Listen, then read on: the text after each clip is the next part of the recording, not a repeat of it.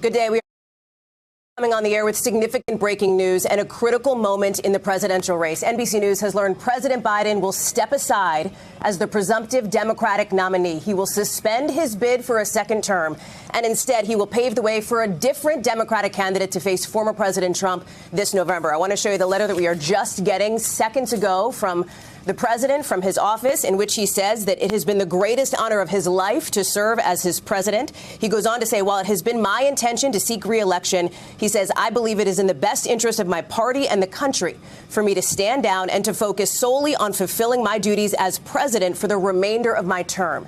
The news comes after Wednesday's announcement by the White House that President Biden has COVID, and with growing calls by Democrats now, dozens of them publicly, who have suggested that President Biden should, in fact, withdraw from the race. So this is the news that we have here on a Sunday afternoon.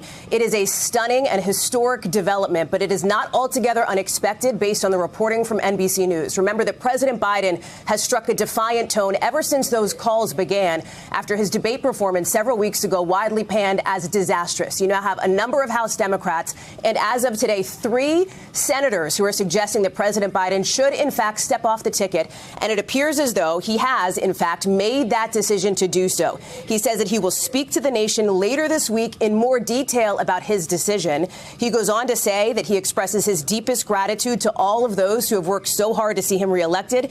And importantly, he goes on to thank Vice President Kamala Harris for being an extraordinary partner in all this work. Again, thanking the American people for the faith and trust that they have placed in him. So a couple of questions answered here and a couple of questions still ahead. First of all, there was a question that if President Biden stepped off the